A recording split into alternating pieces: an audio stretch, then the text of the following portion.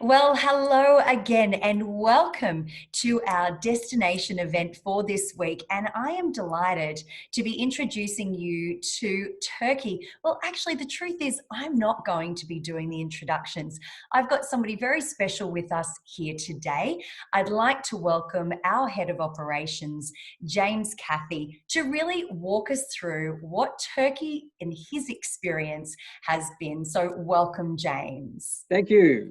Pleasure to be here, and more than happy to be talking about Turkey. Beautiful, beautiful country. Which is just, I am really, really excited to talk about Turkey actually, because it's definitely one of those destinations that has been on my bucket list. But every time I hear you talk about Turkey, because you went a little while ago last year to Turkey, I think it was in the April with your That's daughter. right.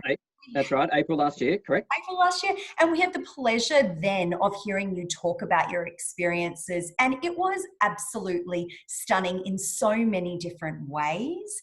And I'm really excited that we can actually share your journey, as it were, with our customers here today. So this is an exciting time, and customers may remember that a couple of weeks ago, actually, our head of travel, Brendan Cooper, spoke about the 2021 hot travel trends, and Turkey was one of them for very good reason.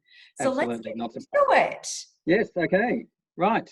Now, where do we get started? We'll get started with with Istanbul. So we fly into Istanbul, not the capital, but the largest city there. A terribly historic city, and a fascinating one at that. Been to a few cities around the world. Istanbul has to be one of my favourites. Beautiful, clean, safe, fascinating city. So sitting on the Bosphorus, and literally on the edge of Europe on one side and Asia on the other. So you can really see in Istanbul the mixing of so many different cultures and so much history as well. History that goes back literally thousands of years. So the image you can see here, this is the Hagia Sophia. It's right in the heart of the old part of town. It's actually called the European part of the city. And while of course so many cultures have been through Istanbul, they describe it as the European side because so much of the architecture is very distinctly European. You could very easily think you're walking down the streets of France, of Italy, of any of those cities, and so really quite an unusual feel to be in Turkey, but to feel like you're somewhere else. But that's an intrinsic part of their history and their culture. So Hagia Sophia, it's a little bit hard to tell from this particular image, perhaps, but it is an old cathedral. And then when it was finally taken over a number of centuries after it was built, it was converted into a mosque, and hence the minarets that you can see there now. It's beautiful from the outside, but I want to show you the inside because that's where it gets really interesting. So I'm going to flick to the next image here. This is the inside where you can see the stunning artwork and the paintings and so on. It really doesn't do it justice. The size of that dome is just enormous, and the level of detail in the artwork on the inside is tremendous. And what's really interesting is you can see on the left-hand side there some old Christian artwork, which has since been painted over and plastered over, but they hadn't fully removed it. And now over time through restoration works, they're starting to uncover what it looked like as a cathedral. So it's real. This very bizarre. That's very mix. cool. It is, and there's lots of instances like that throughout the whole. And isn't that what travel's about, though, right? It's about going not only to another culture, to another city to see and experience their way of life, but to understanding their history. And there is nothing more poignant than being able to walk into something like this and to see the history as it's played out right before your eyes. Absolutely right. I mean, you literally, the historians here are literally peeling away those different layers of history, going back just so far. So that was a highlight. That's the Hagia Sophia. Just across the road from that is the Blue Mosque, and that's another one of the highlights of Istanbul. closed for renovations, unfortunately for me. So that's a shame, but I think it's back open now. So I'll have to see it next time. I go. On the left-hand side here, you'll see another image here, and this was just to give a feel for what I was mentioning before. This is that what appears to be on the surface a classic European laneway, but with a minaret at the end of the street. So there's this wonderful mix, and during the day those shutters open up and you have cafes and you're drinking coffees and having Turkish sweets, and it's a wonderful feeling. And this Very is all, metropolitan. I love it. it really is a very, very modern city, and this is all within walking distance of our hotel. So we'd step out of our hotel within 10 minutes. We're at the center of the old town. Hagia Sophia there, Blue Mosque there, old Roman ruins over here. Just fascinating. And why not sit down and experience a Turkish coffee? Fantastic. Absolutely. Yeah. Yeah. Yes. Okay. So that's Istanbul. I could go on because I really did love the city, and one of the things I wished I'd done was arrived a couple of days early, because you just never there's just never enough time to really experience a large historic city like this. So yeah, as I say, that's for next time. Yeah. Right. Now this is moving on now to Cappadocia. It's a little way from Istanbul. We needed to fly there, so it's a short internal flight of a few hours. It's right in the centre of Turkey, quite remote. It's quite desolate around Cappadocia. From a distance, it looks it's very much sort of desert-like, very dry, very rocky. But it is a bit of an oasis in the centre of Turkey, and famous, of course, for its balloon rides. And this is a classic image, one of my favourites. It's taken from our hotel, right in the centre of a town in Cappadocia, from our balcony. That is such an iconic image, and I cannot believe you got that from the hotel. That is amazing. Yes, I mean, this is at sunrise. So this is what I woke up to that morning. I mean, what a way to wake up. There's one problem with this photo though. There's one problem, and I see if you can guess, but I'm not on one of those balloons. So that's the only thing that's wrong with that photo. It is very weather dependent. Yes. So that we were there for 3 nights, so a very good chance of waking up to the right weather. But unfortunately, it was too windy, or it wasn't windy enough. And the only day that was good enough to be on the balloons was the day that we're unfortunately leaving. So that's just how it rolls, and it is travel. That's what happens. So another one to add for my second trip to Turkey. You can see here just how many balloons there are, of course, but you can also get a feel for the architecture and the landscape around it. But I want to show you that in just a bit more detail, because it really is quite unique, quite fascinating. And this, I think, really shows that. Left-hand side, you have that highly eroded, those highly eroded rocks and cliffs and so on. All washed away, of course, over a terribly long time, and it's become integral to how people now or have lived in this area, to the point where they build their homes and now hotels into the sides of the rock face. So very, very soft, crumbly rock, so you can very easily build into that. And so we stayed in a cave hotel, and they have a number of cave hotels in the area. Very well insulated, so quite cool because of that. But really quite unique. What an experience! Absolutely unique. And I think it's just, it's quite incredible that they're making the most out of these natural landscapes and building these homes and these hotels, and not disturbing what would be, otherwise knocking them down, I assume, in other countries. I think it's incredible that they're going in and really taking advantage and making the most of this incredible landscape, and we get to enjoy it as well.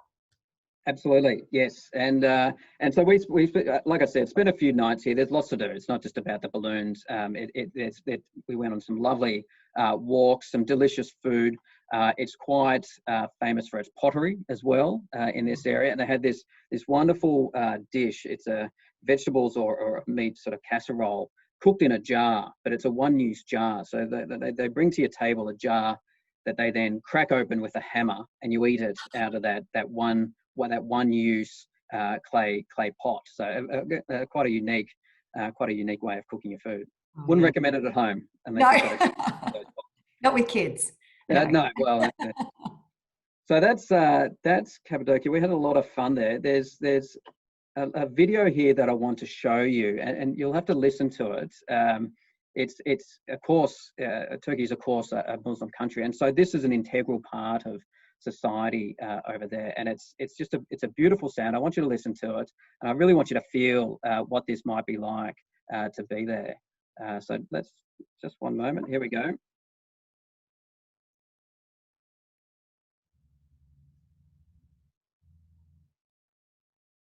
I don't think the sound is working on that one, actually.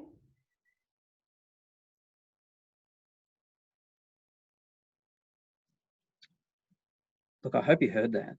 I think it worked. Don't think it worked. Okay, well, I'm sure our editing team can fix that up. But what you heard there was, of course, the call to prayer. Okay, and that happens 5 times a day. You wake up to it, you go to sleep to it. It's for so many people around the world, that's just second nature. But to me, and I'm sure to a lot of people, that is just a unique and beautiful and mesmerizing sound. And it took me a little while to get used to it, but every single time it sort of grabbed my attention. It's one of the very few things I've experienced anywhere where the entire community has this shared experience. It's very, very unique and very special, and to have that across an entire town is quite magical. Yeah, that is exceptional, isn't it? As you say, there really isn't many other opportunities throughout the world where you see such vast numbers of people coming together for a single reason, a single belief. Yes. Yeah, you're right. It's absolutely mesmerizing. It is. It is. I did enjoy that. So do we move on? Where are we off to next? We're off to next. Okay, so this is near. We're still in Cappadocia, and this is somewhere near.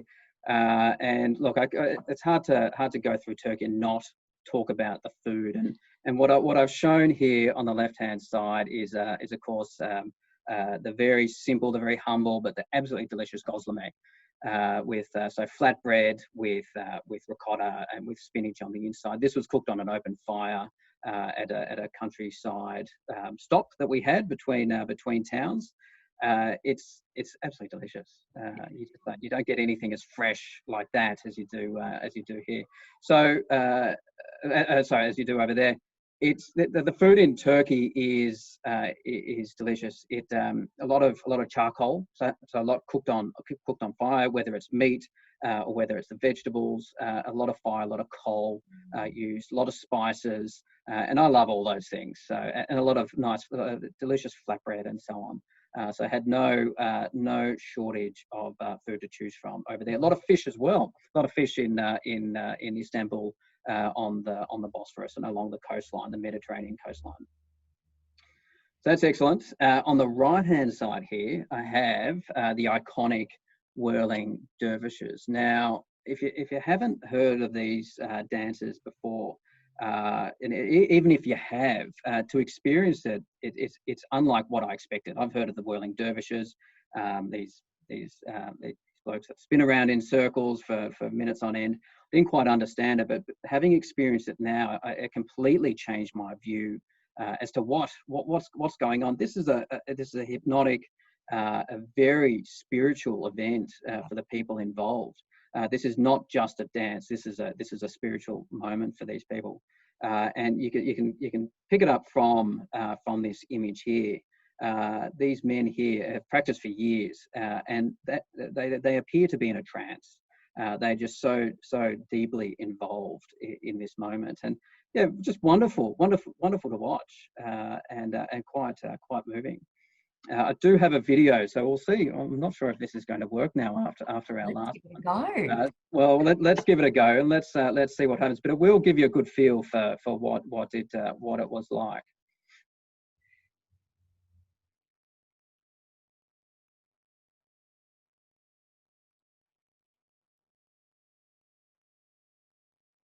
It actually feels so much calmer than I thought it would. Just watching that is just really quite calm. Yeah, it is. It is. I mean, I thought it would be, here Whirling Dervishes. I thought they were moving around at a great speed, and uh, Yeah.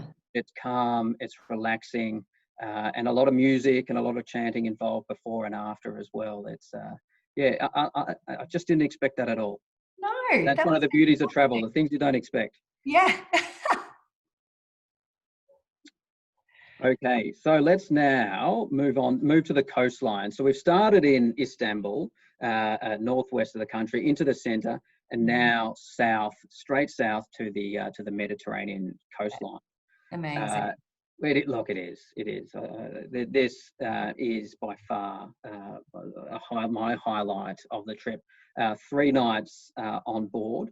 It we had beautiful weather, calm seas, and this enormous yacht, a goulette, and I think that pronunciation is correct. There's plenty of space to stretch out and to really relax. And so after spending a few days on the bus, which is fine, seeing all these exciting places, it was just marvelous to be able to relax and to read and enjoy the sunshine on this cruise. And this gives you a bit of an idea as to what it was like and how much space there was. And What a beautiful, unique way to cruise or sail on the Mediterranean, Turkish style. I think yes, that's really interesting because, of course, you can go to other, countries that are surrounding the Mediterranean Sea and have different experiences. And this is quite unique to that Turkish experience. But I'm wondering how many people were on the Gulet. Was it just your group? Yep. So we had a group of 16 people. So enough cabins, of course, for 16 people, and then a crew of 3 and our guide as well. So we all fit very comfortably, plenty of room to stretch out. You had at each end of the yacht there was room, plenty of room, and then inside as well if you wanted to get out of the sunshine. So, Stunning. yeah, ample space, and I do want to show you the rooms in just a moment. But we'll wander around the ship first, just to get a bit more of a feel as to what that was like. So you can see here on the right hand side there from the shore, there are plenty of stops. So you're not sailing all day. So I can imagine, and I get seasick just quietly. So I get motion sickness. So I was a little bit concerned as to what it would be like out on the water for 3 days. Had my tablets, Yes. and we're perfectly fine. We're not out in the open seas. That's Yes. not what this is. This isn't this adventurous trip through 10-meter high waves. This is between the islands, just off the coastline of a town called Fidia. So very calm, very relaxed, and they deliberately stay away from those open currents that would otherwise Perfect. come through. So that worked out. That worked out well. You stop for lunch somewhere. You can get out. You can go for a swim. Oh, You can go for a walk on a beach, and then you just keep sailing until the afternoon, until the evening. Sorry. And stop again, and you can have another walk if you want, if it's near an island, and so on. So yeah, a good mix of everything there for those 3 days. On the left-hand side here, I was one of the early risers here. Took a photo of our breakfast table. I mean, what a yeah. stunning view to have for your breakfast. I distinctly remember that morning. Sun was out, barely a cloud. Crisp. It was April, so it was crisp, but that's Yeah. okay. And we had this marvelous breakfast out there on the deck. Stunning. So, speaking of weather, if we can, just for a moment, because Mm. now's probably a very good time, when is the best time to travel to Turkey? Sure. So, like I said, I was there in April. April's great. Yes. It was a little bit on the fresh side, but certainly not enough to get in the way of any sort of touring. And I quite like it a little bit cooler when I'm touring. That's April. Once you start getting into, say, July, it really starts to warm up a bit. That's of course their summer, and then cools down again. So it's going to depend on what your preferred style is. Between November and January, gets very cold. So yeah, I wouldn't necessarily recommend those times. But from March onwards, you're entering their spring. Sun's out, weather's beautiful. Lovely. And of course, we do have, just a reminder to our viewers, on our website, under all of our destination pages, we have a host of different articles to help you prepare for your trip to Turkey. We do talk about weather, including, you know, the temperatures, but as well the rainfalls. We also have articles on what to pack, because as James alluded to just now, it can be a little crisp in the mornings, but during the daytime in April, it was really quite stunning. So it's good that you can prepare, and we hope we've provided all that information via all those articles that you can download and read for yourself. So let's have a look at the inside of these cabins, because I'm Yes. really keen to see that. Yes, let's do that. So, like I said before, plenty of room. You can see me there. So that's two different room types: twin room, double room. And that's a double bed on the right hand side. So I often receive that question from customers: how much room is there? You know, how big are the cabins? Plenty of room to place your luggage, and then each cabin has their own ensuite as well. It's not a 5-star hotel. Nor do I want it to be a 5-star hotel. This is an incredibly comfortable and enjoyable cruise on the Mediterranean. So you always have to remind yourself of that. We are cruising on the Mediterranean here. So a wonderful experience, and perfectly comfortable rooms as well.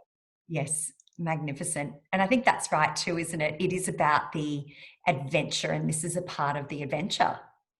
Correct.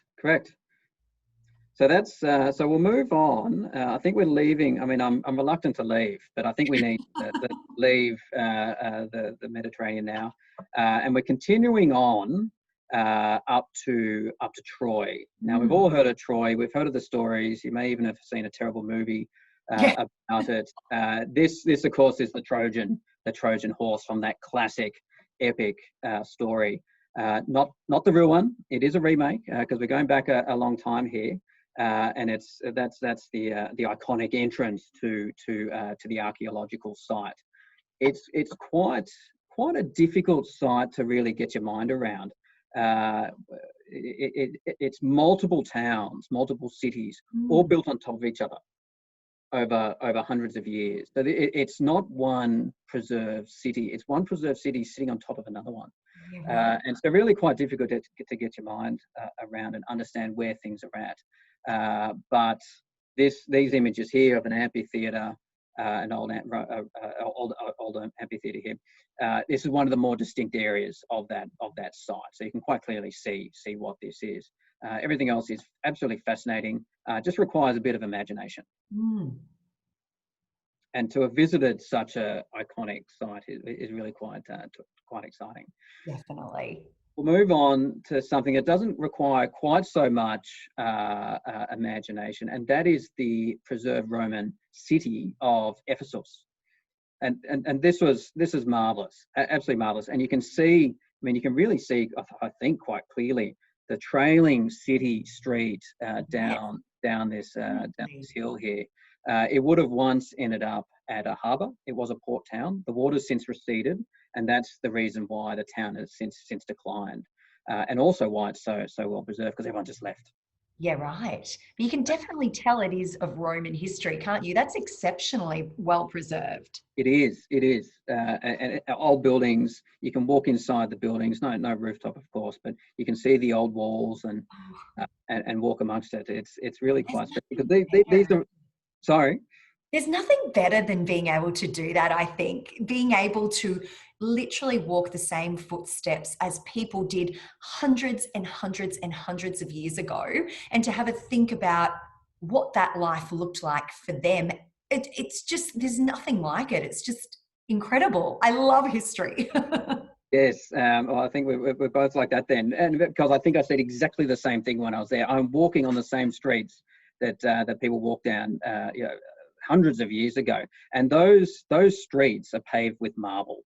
And so that, think of the streets we have now. They had streets made of marble. Amazing, absolutely amazing. Now, I want you to take note of that building that's right at the end of that street. It's the pillared building, because we're going to get a bit closer to that. And that's kind of the center point of this town and this visit. And it's the old library. Somewhat, they've had to reconstruct sections of this, but you can very much get a feel for what that would have been like. And to walk amongst those pillars and those statues and through the doorways, really quite special. That is incredible. That is incredible. When I first saw this picture, when you first showed it a while ago now, I automatically, and I know it's not the same, please don't think I think it is, but it gave me that same immediate feeling as Petra. It just has a very, very similar feel to it. Of course, very different location and very different, but you can tell it's of a very, very similar age.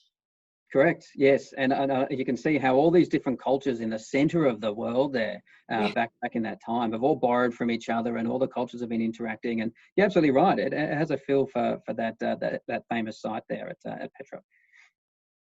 Beautiful. Okay, so we spent a lot of time here and walking around the streets and through the old amphitheatres and the old marketplaces, and there's just so much to see here. It's a real, very much a highlight of the trip. But we do need to move on. So where are we off to next? To Gallipoli. So further up the coast now, the western coast, and now getting quite close back to Istanbul. So we've done a real loop through the country. We've all heard of Gallipoli, of course. It's all ingrained in our cultural memory. So to actually stand on that peninsula is very, very special. And I was there about 4 days before Anzac Day. So quite a special moment. A lot of security and so on that time of year. So we didn't have full access to all areas of the site, but we did manage to visit some amazing places. Right hand side there, I guess the sides there, the plaques and so on, that are all dedicated to those soldiers. It just goes on, and there are just so many sides. It's just heartbreaking to see it all. The left-hand side, it looks like a road, but I want you to look at the detail at the front and at the back. So at the front is a Turkish trench, and at the back are the Australian, the British, and the New Zealand trenches. Gosh. Okay, and that's how close they were, and that's why that particular photo, they were the width of a road apart. That's how close they got in some cases. Just terrible. And there's examples like that throughout that peninsula. Moving on to the next one, another iconic photo, I suppose, one we're all unfortunately familiar with for all the war memorials that we have. So all those names, and really quite again, very, very, very touching to see that and memorialised for so many people to see and remember. And I think what's really interesting about that, James, is that when you do go to Gallipoli and you see Anzac Cove, you see the beaches, obviously from the top of the cliffs, and then you go ahead and see the names for Allied forces and, of course, the Turkish forces.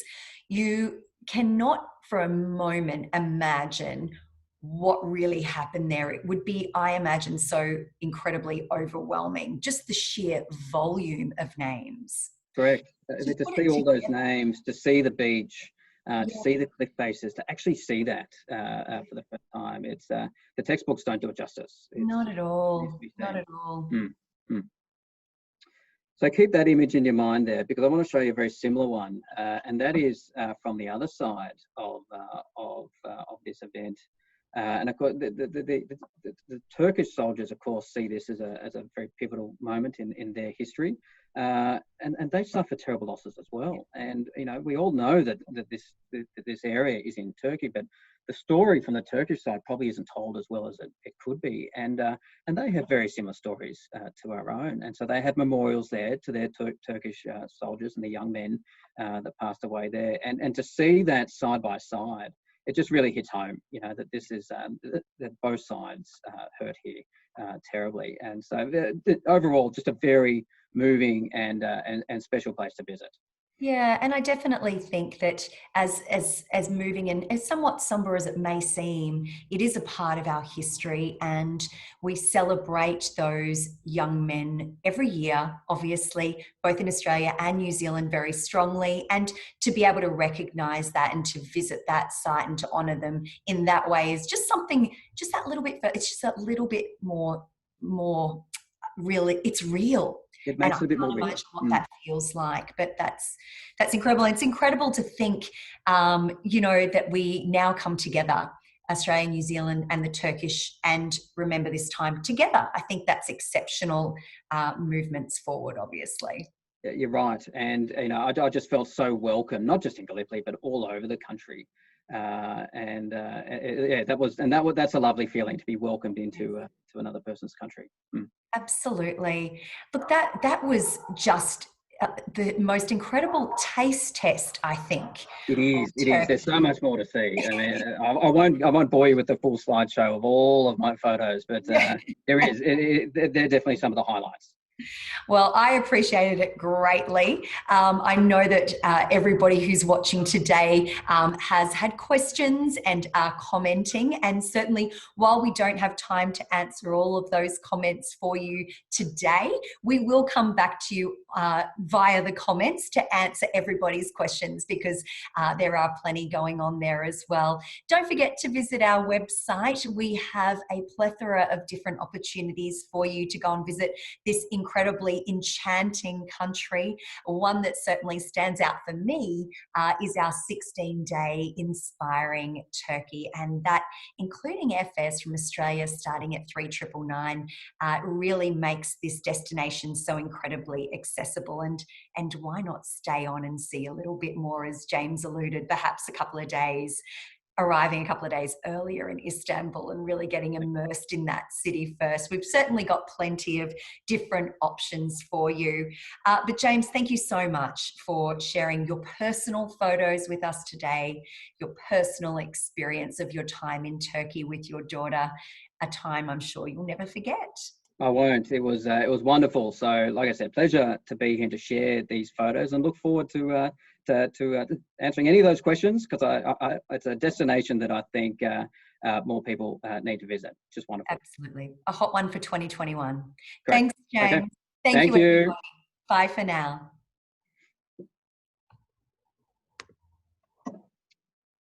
Okay. I've got to stop this recording. Where is it? There it is.